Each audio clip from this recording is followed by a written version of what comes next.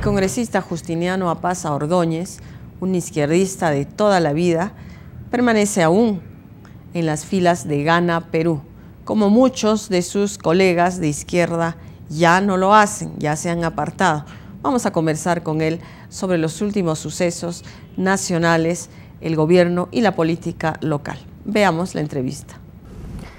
Congresista Apaza, ¿qué le ha parecido la manifestación, la movilización del pasado jueves contra el gobierno de Ollanta Humala? Bueno, mi concepto, creo que los pueblos que no reclaman, los pueblos que no protestan, son pueblos con sabor a muerte, y Arequipa, por tradicionalidad, es un pueblo exigente de sus derechos. En ese sentido, yo comparto plenamente con la actitud, porque creo que tienen el derecho de hacerlo. Pero usted está del otro lado ahora, está en el gobierno. Somos gobierno, pero eso no nos inhibe a tener un pensamiento de lo que uno siempre ha practicado. Hemos sido siempre partícipes de que a las autoridades hay que exigir los derechos, varias veces y por décadas, conculcadas casi en su mayoría. ¿Y qué le parece a usted en una autocrítica? ¿Qué está yendo mal en el gobierno? ¿Por qué se ha producido una marcha de esa magnitud a menos de un año de gobierno? Bueno, desde un punto de vista autocrítico tenemos que reconocer de que se están cometiendo errores. Se han cometido errores, pero todo proceso de cambio, todo proceso de transformación necesariamente conlleva asumir estas responsabilidades. Y creo que después de un año de gobierno, la misma bancada nacionalista, el mismo gobierno, hablando del Ejecutivo, tendrá que reflexionar. Tenemos esa tarea de hacerlo, de corregir errores. Como decía, toda transformación es un proceso que requiere necesariamente corregir errores. No podemos de ninguna manera permitir, ¿no?, de que la soberbia política, por un lado, del Ejecutivo, y la soberbia personal de algunos dirigentes a escala nacional conlleven consecuentemente a una desgobernabilidad. Queremos de que estos errores tienen que corregirse, porque el autoritarismo nos lleva necesariamente a una reacción del pueblo. Queremos el consenso, queremos el diálogo, y esto creo que el mismo presidente Ollanta lo ha entendido, por eso que está empeñado en cambiar este proceso en cuanto a su manejo político. De ahí tenemos, por ejemplo, de que en Espinar, por ejemplo, se está llevando a cabo el diálogo, se está llevando el consenso, porque hay el desprendimiento ya de parte del Ejecutivo también de escuchar a los trabajadores, de escuchar al pueblo. Bueno, más allá de los errores que menciona, que los hay, eso sería todo lo que habría que reprocharle particularmente al presidente Ollanta Humala. Usted está en la bancada, pertenece formalmente a la bancada oficialista, pero ¿qué le dice su corazón de izquierdista de toda la vida frente a este giro que ha dado el gobierno, ¿no? Naturalmente nosotros tenemos que pensar de que este cambio, esta transformación conlleva a tomar actitudes diferentes siendo gobierno antes que oposición. Y también seríamos mezquinos en no reconocer, ¿no?, que hay cambios trascendentales. Por ejemplo, tenemos programas como el Plan 65, la Beca 18, la libre determinación de los pueblos, a través de la ley de la consulta popular. También tenemos la disposición que se ha dado para velar la salud y el bienestar de los trabajadores dentro de su centro de trabajo, es decir, el Plan Cuna y otros aspectos que naturalmente favorecen a los más necesitados, que no se ha llegado a concretizar en forma amplia, porque la situación económica que vive el país, la situación político-social que hemos heredado, con una serie de números de... El poder económico que presiona tanto, ¿no? Eso es un hecho que hay que reconocer también, ¿no? Estamos contra un monstruo económicamente hablando, y donde la misma prensa en cuanto a sus propietarios, están jugando un papel preponderante donde incluso pone la agenda en el aspecto político en nuestro país. Se lo han arrinconado de alguna manera el presidente Humala a estos poderes fácticos, mediáticos. Más que todo es la herencia de los conflictos y los convenios que ya se firmaron en el anterior gobierno. Nosotros creemos que no rehuimos a eso. Estamos confrontando esta responsabilidad, porque no hay que olvidar que la corrupción se institucionalizó en el periodo anterior. Tenemos problemas de salud, tenemos problemas de SUNAR, tenemos el problema de bancos materiales, tenemos el problema de los colegios emblemáticos y tantas otras circunstancias que no han permitido de repente el desarrollo como hubiésemos querido como gobierno. Pero lo estamos confrontando y lo vamos a asumir, y creo y tengo la fe y la esperanza de que esto tiene que superarse.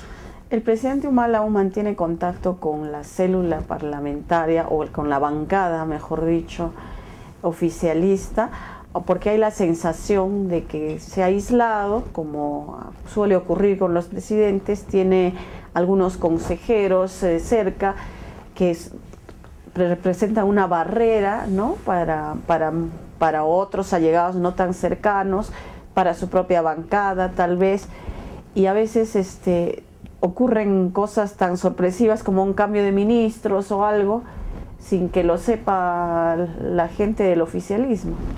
Esto es verdad, ¿no? Querer ocultar sería caer en la hipocresía política. Ha habido un aislamiento entre el Poder Ejecutivo y el Poder Legislativo en cuanto a la bancada nacionalista. Esto también lo hemos tendido ya a reconfortarlo, recomponerlo, porque los ministros eran unos que no fueran para ese gobierno y los legisladores de la bancada éramos otros. Pero este error también se ha entendido, y gracias de repente a la deserción de 2 o 3 o 4 parlamentarios de la bancada, que dieron motivo a que toda la bancada, más que todo provinciana, porque no hay que olvidar que la mayoría de los 47 son casi el 80%. Protestaron un poco, ¿no? Protestaron un poco, ¿no? Me imagino. Un poco, y creemos de que ahora más bien se está recomponiendo, incluso se está llevando a cabo ya reuniones con los ministros, porque los ministros también han comprendido recién que la bancada es necesaria en es cuanto el al soporte Parlamento, político del porque gobierno. ¿quién los defiende en el momento de una interpelación, en el momento de una citación al Congreso? Somos nosotros.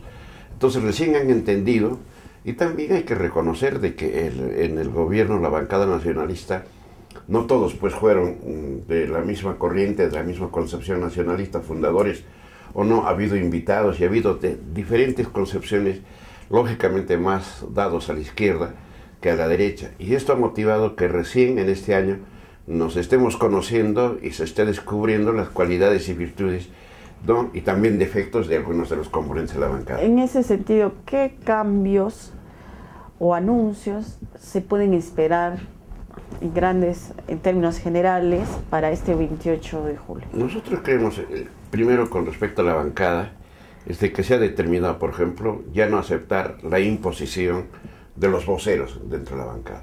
Va a ser producto del consenso de la propia bancada. Asimismo, también se ha entendido de que el candidato a la presidencia del Congreso ha nacido y naciera de la bancada, ya no tampoco como una imposición.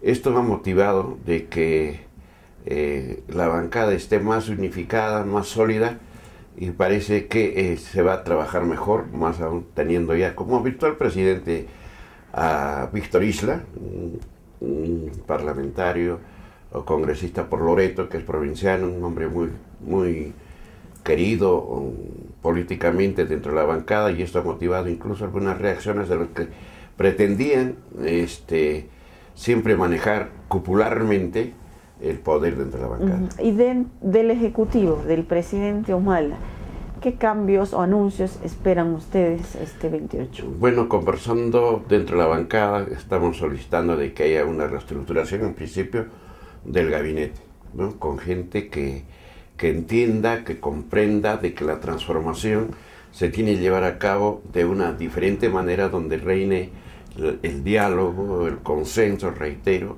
y sobre todo el entendimiento que queremos hacer un cambio. Y cambio no significa ya ahora asumir una actitud pasiva ni continuista, sino también una actitud más bien de tomar como reingeniería algunos aspectos organizativos dentro del propio gabinete. Por ejemplo, el Ministerio de Inclusión Social tiene que dar un giro de 90 grados a lo que era antes, ¿no? Y en ese sentido creemos de que Ollanta, nuestro presidente constitucional, ya nos ha manifestado de que esto se va a tomar de otra manera, y tal es así ahora que... ¿Esperan un cambio de todo el gabinete? Es lo que se ha pedido, una reestructuración, pero esto está dentro de la facultad, lógicamente, del presidente de la República, porque él tiene pues la autonomía. Y en la orientación económica del gobierno, un giro un poquito menos a la derecha. Eso me imagino que también es parte de las demandas. Sí, es una demanda de todos los pueblos, y nosotros como congresistas no hacemos sino transmitirle, ¿no?, de cada región, de cada pueblo, de cada distrito nacional, hacerle conocer a nuestro presidente. Y también hemos planteado, y esto se debe de implementar, de que haya más voceros a nivel nacional. No tenemos voceros, no tenemos organizadores políticos, no tenemos implementadores, ¿no?, en cuanto a la difusión de lo que está haciendo el gobierno, y esto lo pensamos hacer a nivel nacional y como también a nivel regional. Si esto no ocurre, si esta flexibilización no se da, ¿se ha planteado usted un límite para permanecer en la bancada, así como hay otros parlamentarios que han salido ya, porque tampoco lo podemos negar, ha habido un cambio, una reorientación respecto al candidato Humala con el presidente Humala? Usted como izquierdista convicto, ¿tiene un límite para permanecer en esa bancada en el caso de que no se den lo que usted señala?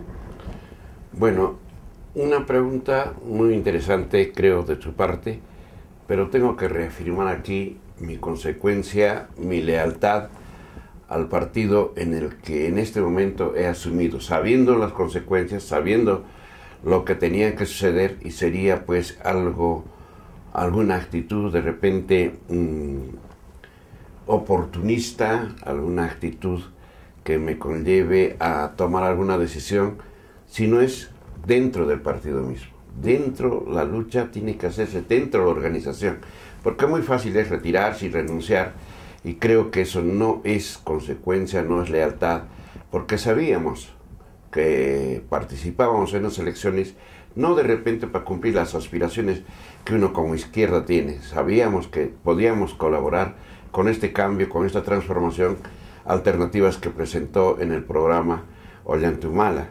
Y como digo, actitudes desleales, yo creo, y oportunistas, no creo que sea apto en esta ocasión. Si queremos el cambio, si queremos la transformación, tenemos que estar dentro del partido, no ser espectador y simplemente ser críticos. Pero al ver, por ejemplo, una marcha así grande como la del jueves, donde están todos los ex aliados del gobierno, todos esos sectores, esos dirigentes, en otro momento habían expresado su apoyo a Ollanta Humala.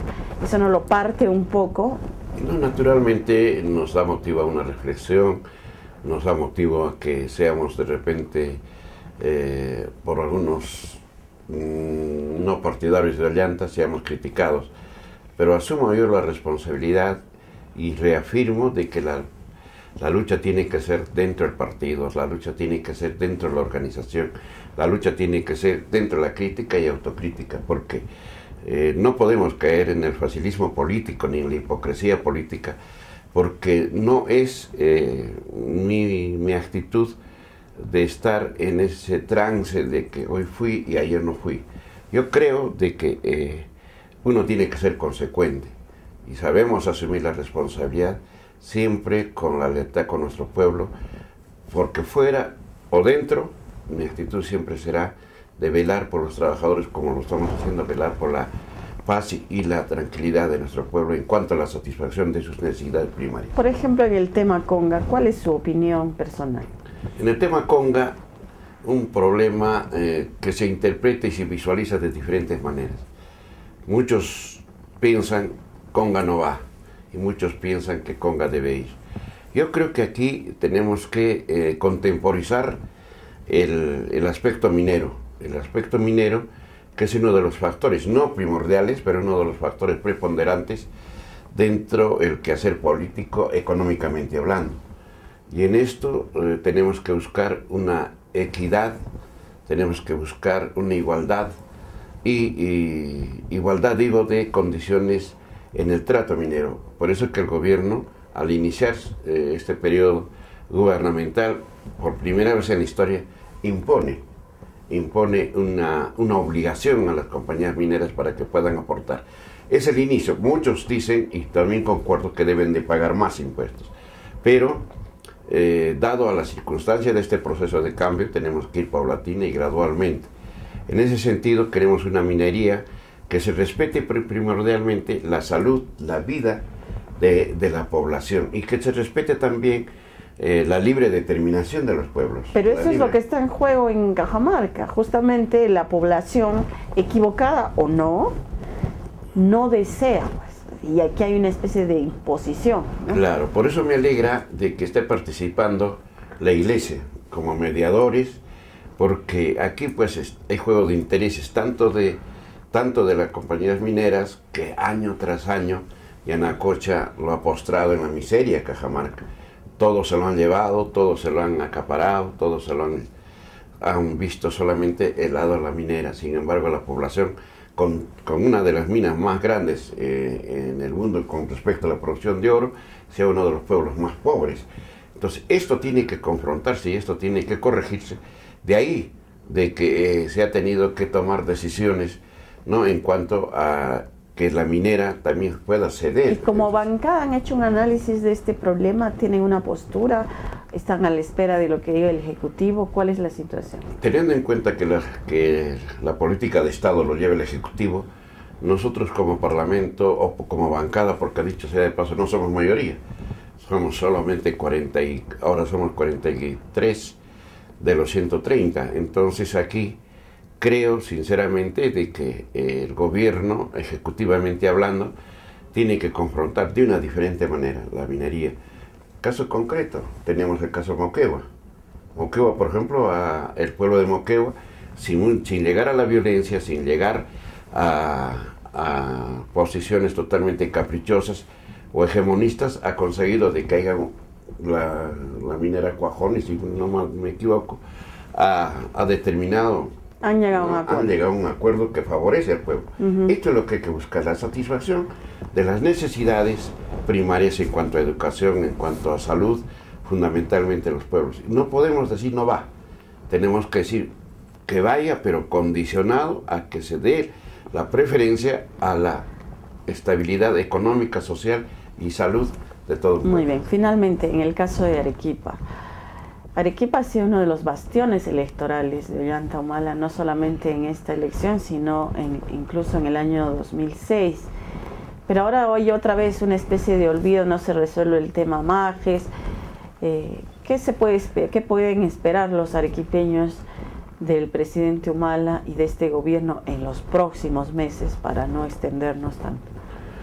Aquí nosotros nos habíamos comprometido y habíamos tenido como objetivo el problema Majes y Bastos, con todos sus errores, porque el proyecto de Proinversión, que la región equivocadamente se lo entregó a esta entidad, este proyecto ya venía, ¿no?, con muchos errores. Venía con muchos errores porque no se da incluso la oportunidad al pequeño y al mediano. Se ha pensado más siempre en la comercialización sobre pretexto de que esto debía ser algo productivo económicamente hablando.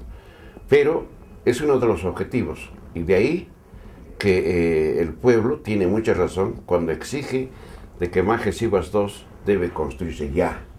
Una solución política, se ha buscado el aspecto jurídico y el Tribunal Constitucional ha determinado, por ejemplo, de que la PCM, o sea, el Ministerio de la Presidencia, toma decisiones ante la posición caprichosa del sector del Cusco. Sin embargo, no lo ha hecho, ha ampliado últimamente un plazo, y lo que ha motivado de que haya 30 meses, creo, 30 meses o 3 años prácticamente para que este proyecto se llevara a cabo. Es una decisión política que el señor Ollanta Humala nos los ha manifestado, de que este año de todas maneras se tiene que realizar Majes Iguas 2. Y el gasoducto, que es una de las inversiones más grandes, con 6.000 millones de dólares, que tiene que llevarse a cabo, ¿no? Lo que va a generar la petroquímica no solamente en Hilo ni en Matarani, sino en toda la región sur. Creemos de que es otro de los aspectos fundamentales. Habiendo el gasoducto, habiendo Majes, Arequipa va a ser motivo de un gran impulso social y económico. Muy bien, gracias. Colegio Independencia Americana festejó aniversario celebrando el anuncio de la reconstrucción de su histórico local.